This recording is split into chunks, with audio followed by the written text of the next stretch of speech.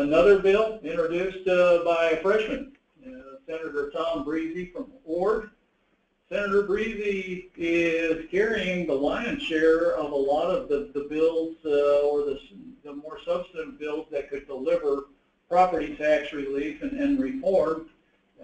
He's a brave freshman.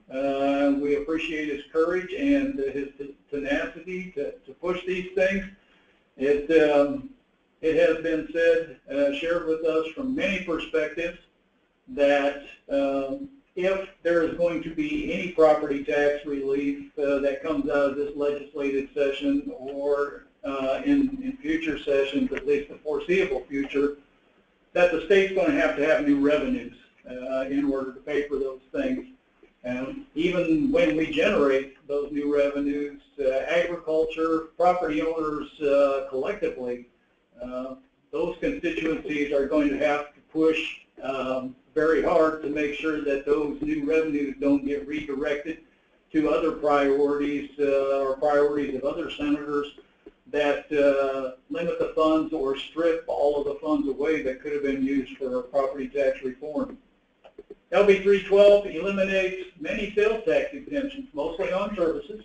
We've received some questions about, well, does this include sales tax exemptions on machinery, equipment, repairs, as well as other inputs into agriculture? And the answer is a definite no. Those sorts of things, those sales tax exemptions, there's no legislation introduced to cut or eliminate any of those sales tax exemptions. It is a very hard and fast rule or public policy in taxation that you never tax inputs, because if you do, they stifle economic development.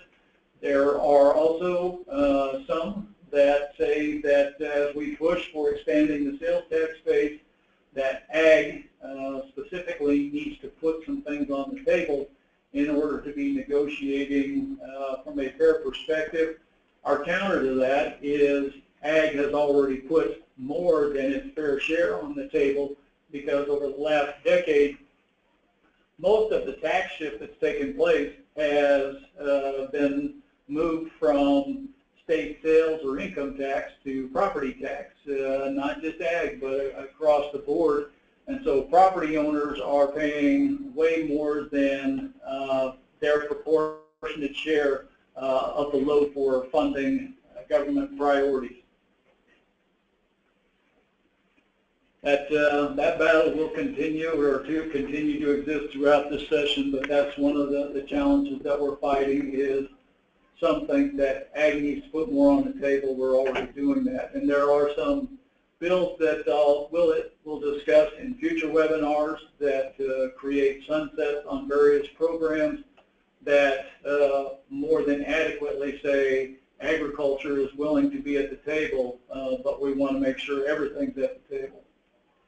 Continuing with that same bill, this LB 312 would increase the state's earned income tax credit from 10% to 17% of the federal level, which would require somewhere in the neighborhood of just slightly over $10 million per year to fund the earned income tax credit. It's our contention, and in meeting with Senator Breeze as he drafted the bill, that we needed to do some things for the working poor. The earned income tax credit is not a freebie. You have to be working. It helps those on the front side of trying to own homes and create a better life for themselves, to help them in that area. So it's one of the things, and politically there are reasons for putting that in there as well, but wanted to make sure that you knew that that was a component of this bill. As you can see on this slide, it would generate somewhere in the neighborhood of $225 to $250 million.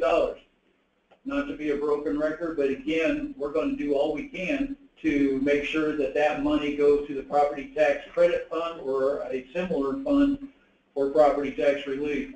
One of the very good things about Senator Breeze's bill is that it specifically directs the money to go to that particular fund. There will be efforts, if we're successful in expanding the sales tax base, there will be efforts to strip that money, as I said before, but those are the battles that we take on every day. Farm Bureau policy, and we do support this legislation. We support expanding the tax base primarily through sales tax. In previous webinar, I told you that right now the current load burden on taxpayers is 48% of all the tax burden in the state is on the shoulders of property owners.